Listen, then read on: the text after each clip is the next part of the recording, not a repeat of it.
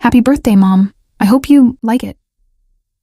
The words fell from my daughter Sarah's lips like stones dropping into still water, each one creating ripples of unease I couldn't quite understand. Standing in my sun-drenched kitchen on this perfect October morning, I should have felt nothing but joy. 62 years old today, surrounded by the smell of fresh coffee and homemade cinnamon rolls, with my beautiful daughter offering me a carefully wrapped gift. But something was wrong. Sarah's emerald eyes, so much like her father's, wouldn't quite meet mine as she extended the small package. Her perfectly manicured fingers trembled almost imperceptibly, and that radiant smile she'd worn since childhood seemed strained at the edges, like a mask beginning to slip. "Oh, sweetheart," I breathed, accepting the gift with the reverence I'd always shown her thoughtful gestures.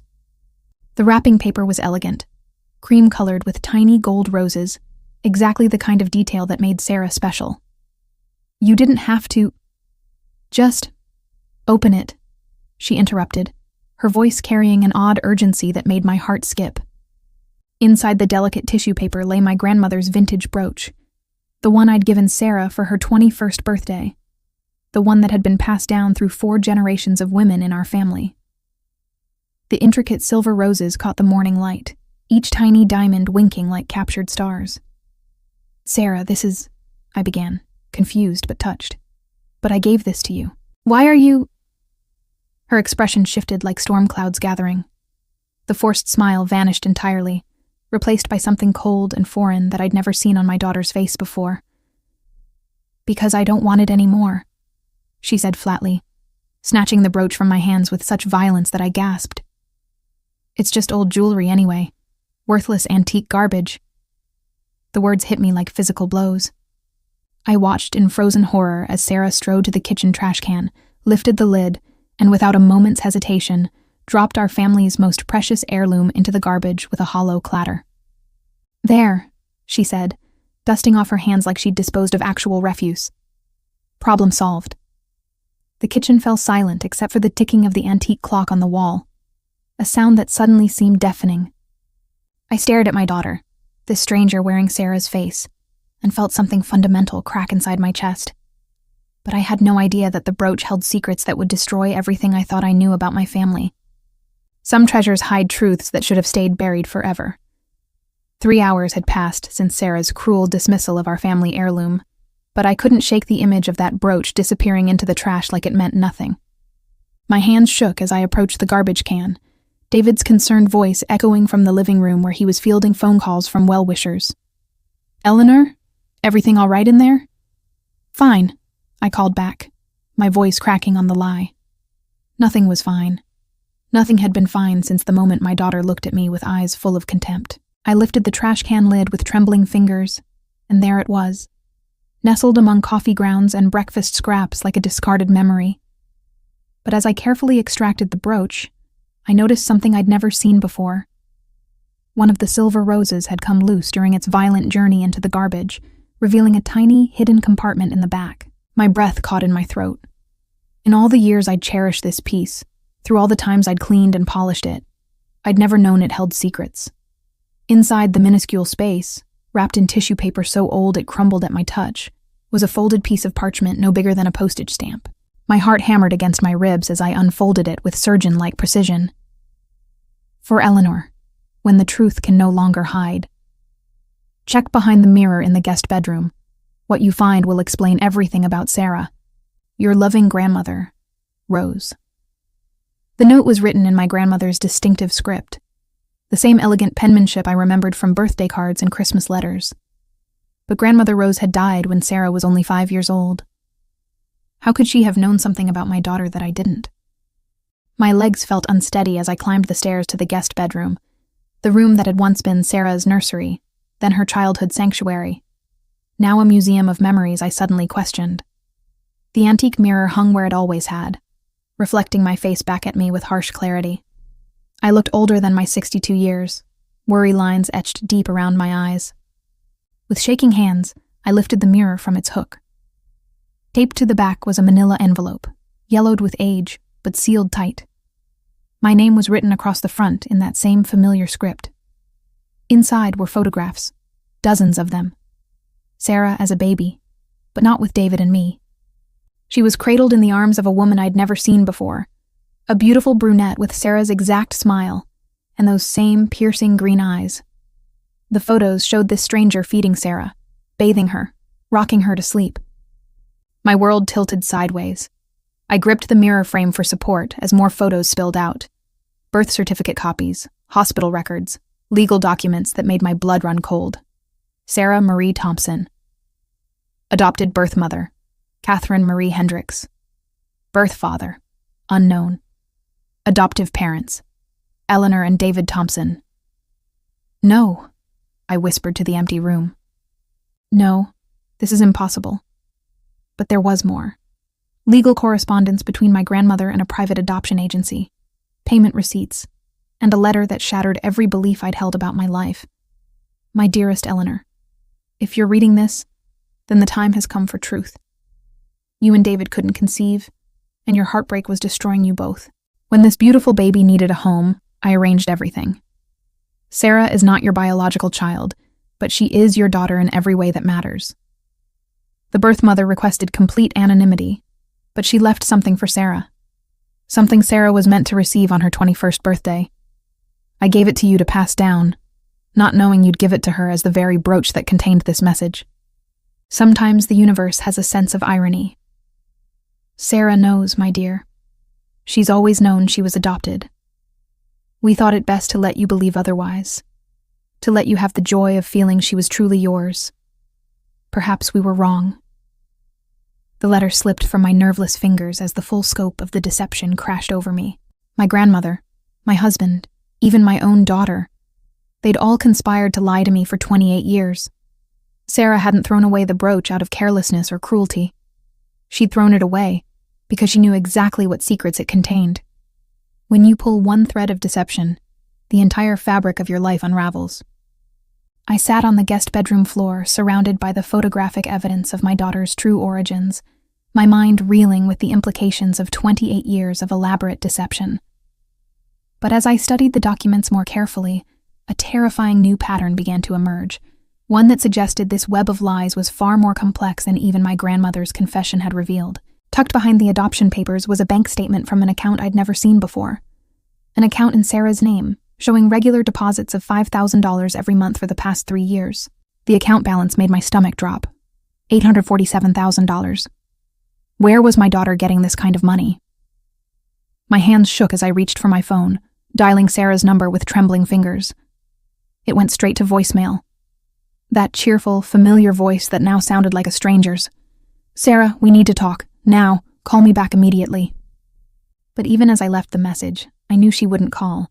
She was avoiding me, had been avoiding me since throwing away the brooch, because she knew I would eventually discover what she'd been hiding. I stumbled downstairs, the bank statement clutched to my chest like evidence at a crime scene. David was in his study, glasses perched on his nose as he reviewed architectural blueprints for his latest project. The picture of domestic normalcy would have been comforting yesterday. Today, it felt like another lie.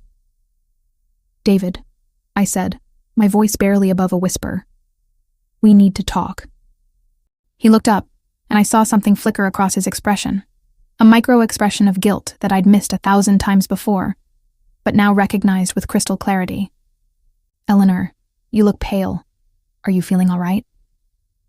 "How long have you known?" I asked, cutting straight to the heart of the matter. About Sarah, about the adoption. The blueprint slipped from his hands, scattering across his mahogany desk like fallen leaves. David aged 10 years in the span of a heartbeat, his shoulders sagging under the weight of secrets finally exposed. "Eleanor, please, let me explain." "How long?" I repeated, my voice gaining strength from pure fury. "Since the beginning," he whispered. "I knew we were adopting her. I was part of the arrangement with your grandmother. We thought it would be easier if you believed she was ours biologically. You wanted a baby so desperately, and you were so broken from the miscarriages. So you decided to lie to me for 3 decades? I slammed the bank statement down on his desk. "And what about this? Did you know our daughter has been hiding nearly $1 million from us?" David's face went white as he scanned the document. "This is impossible. Sarah works part-time at the gallery. She lives in that tiny apartment downtown. Where would she get this kind of money?" "That's what I intend to find out." I snatched up my car keys from the hall table. I'm going to her apartment. And David? When I get back, we're going to have a very long conversation about trust and marriage and all the other lies you've been telling me. The drive to Sarah's downtown apartment took 20 minutes that felt like 20 hours. My mind raced with possibilities, each more disturbing than the last. Drug dealing? Blackmail? Was my adopted daughter involved in something criminal? Sarah's building was one of those converted warehouses that young professionals loved, all exposed brick and industrial chic. But as I climbed to her third-floor apartment, I noticed details I'd never paid attention to before. Designer shoes left carelessly by the door, a Hermes scarf draped over the stair railing, a lifestyle that didn't match her supposed income. I knocked on her door, my heart hammering with a mixture of dread and determination. "Sarah, I know you're in there. Open the door." Silence. "Sarah, I found the adoption papers. I know about the bank account. We need to talk about this like adults." More silence, but I could hear movement inside. Careful, deliberate movement like someone trying not to be detected. Then, through the thin walls, I heard something that stopped my blood cold. Sarah's voice, speaking in hushed, urgent tones to someone else. "She knows," she was saying. "We need to accelerate the timeline." Timeline for what? The moment you realize your own child has been your enemy all along. I pressed my ear against Sarah's apartment door, my heart pounding so loudly I was afraid she might hear it through the wood. Her voice drifted out in fragments, each word like a knife twisting in my chest. "Told you this would happen eventually. Transfer the funds tonight. She's too trusting, always has been. Too trusting." Was that how my daughter saw me? As some naive fool who could be manipulated and deceived? I raised my fist to knock again, louder this time, when the door suddenly swung open. Sarah stood there, perfectly composed except for the cold calculation in her green eyes. Behind her, I caught a glimpse of a man I didn't recognize. Tall, well-dressed, with the kind of predatory smile that made my skin crawl. "Hello, Mother," Sarah said, the word dripping with a contempt that took my breath away. "I wondered when you'd finally figure it out." "Figure what out?" I demanded, pushing past her into the apartment. What I saw there made my knees nearly buckle. Gone was the modest space I'd helped her decorate 3 years ago. Now it was furnished with expensive art, designer furniture, and technology that must have cost tens of thousands of dollars. The stranger extended his hand with practiced charm. "Mrs. Thompson, I'm Marcus Hendricks. I believe you've discovered some family connections recently." Hendricks, the same last name as Sarah's birth mother. My mind raced as the implications crashed over me. "You're related to Catherine," I whispered. "Sarah's birth mother." "Catherine's brother," he confirmed with that same unsettling smile. "And Sarah's uncle. We've been in touch for quite some time now." Sarah moved to stand beside Marcus, and I saw the family resemblance clearly now. The same green eyes, the same aristocratic bone structure, the same aura of sophisticated cruelty. "You see, Mother," Sarah said, practically spitting the word. "While you were playing happy family with me, my real family was building something much more substantial. Marcus has been teaching me about investments, about leveraging assets, about the kind of financial planning they don't teach middle-class housewives." "The money in your account," I said, understanding flooding through me like ice water. "It's not yours, is it?" Marcus laughed, a sound like breaking glass. "Technically it is. Sarah has been acting as our investment coordinator, moving funds through various accounts, keeping our business arrangements tidy and legal." "What kind of business?" "The kind that takes advantage of trusting people," Sarah said, her mask finally slipping completely. "People like you and Dad, who are so desperate to believe in happy endings that you'll sign anything, trust anyone, give everything to the daughter you love so much." My phone buzzed with an incoming call. David's name flashed on the screen, and Sarah's expression turned predatory. "Answer it," she commanded. "Put it on speaker." With shaking hands, I obeyed, too stunned to do anything else. "Eleanor?" David's voice was thick with panic. "Thank God. I've been going through our financial records, our savings account, the retirement funds, even the mortgage on the house. They're all gone. Someone's been systematically draining our accounts for months." Sarah smiled triumphantly. Surprise, Dad. Sarah? David's voice cracked. Sarah, what have you done? I've taken what I deserve, she replied coldly. What my real family deserves. You two got 28 years of playing house with someone else's child. Consider this payment for services rendered. The room spun around me as the full scope of their betrayal became clear. Not only had they stolen my life savings, but they'd weaponized my love for Sarah, using my maternal devotion as a tool to rob me blind. There's more, Marcus said, pulling out a manila folder. Legal documents transferring ownership of your house to Sarah, signed by both you and David over the past 6 months. That's impossible, I gasped. We never signed. Forgery is surprisingly easy when you have access to someone's personal documents, Sarah said with a shrug. All those times I helped you with paperwork, all those family dinners where I offered to handle the boring legal stuff. You made it so simple. My legs gave out. I sank into one of Sarah's expensive chairs, the weight of complete betrayal crushing down on me. But they had no idea that David had been keeping a secret of his own, one that would change everything. Sometimes the person you trust least is the one who saves you. My phone was still connected when David's voice cut through the apartment like a blade, but his tone had changed completely. Gone was the panicked confusion, replaced by something cold and calculating that I'd never heard from my gentle husband. Sarah, he said quietly, I think you should check your bank account, right now. Sarah's triumphant smile faltered.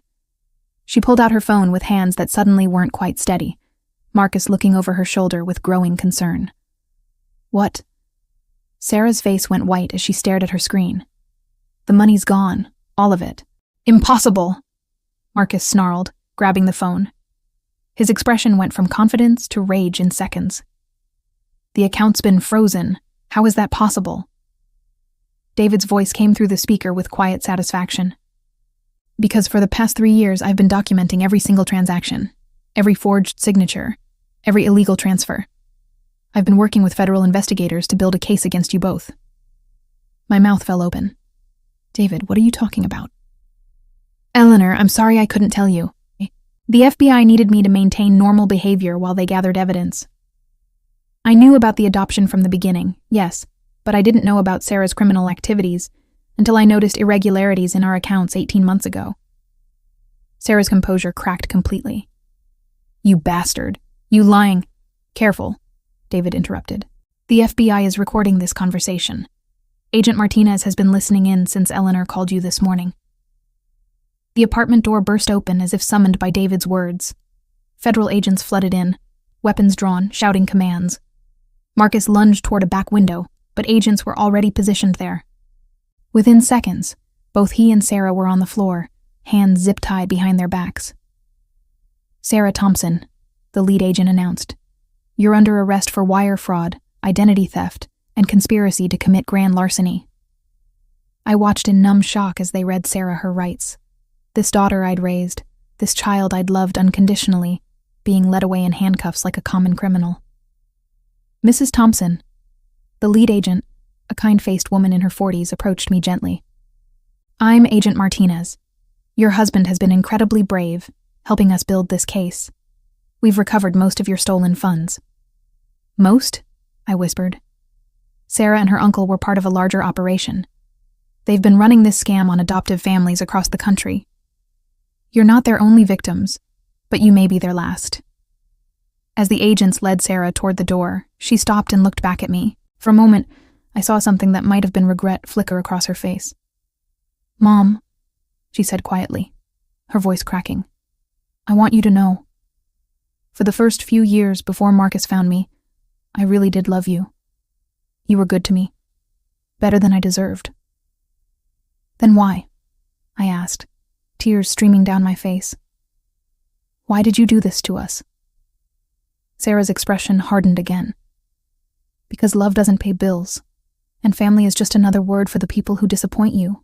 Agent Martinez gently guided Sarah away, leaving me alone in the expensive apartment that had been furnished with my own stolen money. My phone buzzed with a text from David.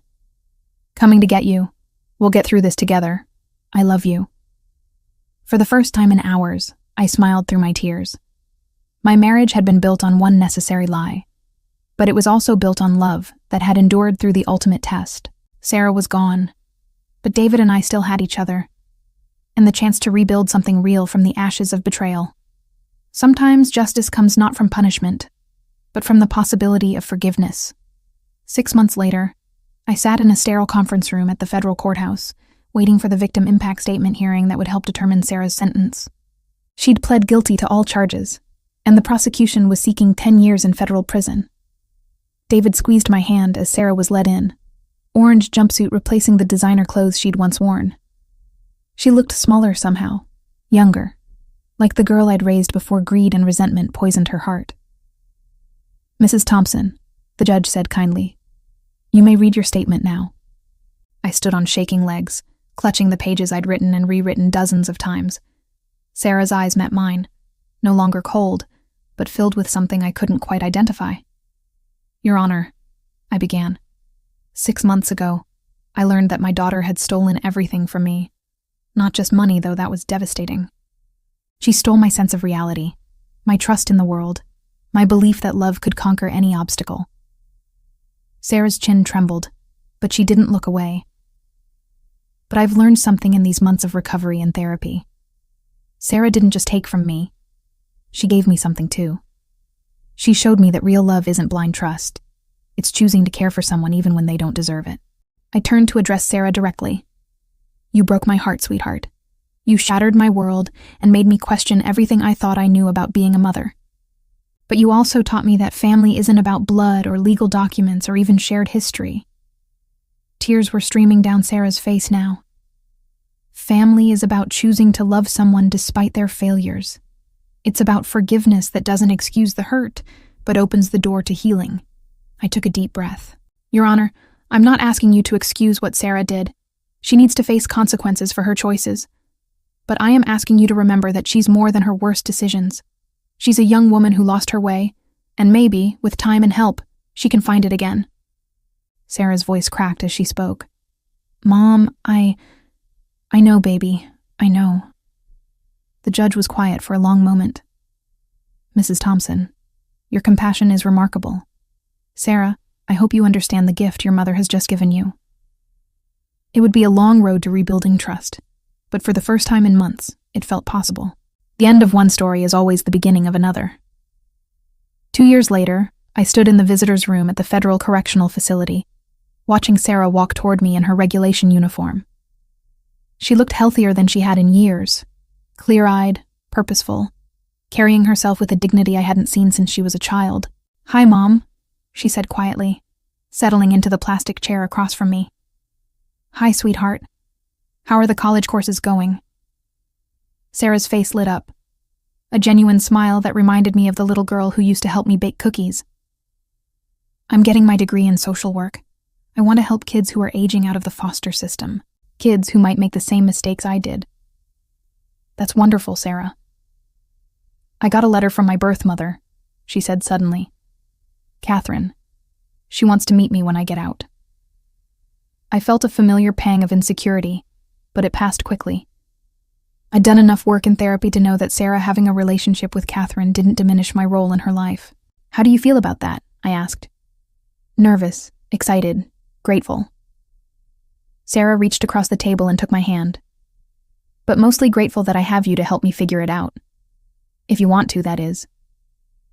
"Of course I do. You're my daughter, Sarah. That's never going to change." Her eyes filled with tears.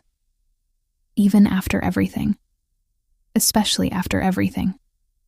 As I drove home to David and the life we'd rebuilt from the wreckage of betrayal, I thought about the wooden brooch sitting on my dresser, the gift that had revealed so much pain but ultimately led to healing. Sometimes the most devastating betrayals become the foundation for the strongest love, and sometimes the family you choose to forgive becomes the family that saves you both.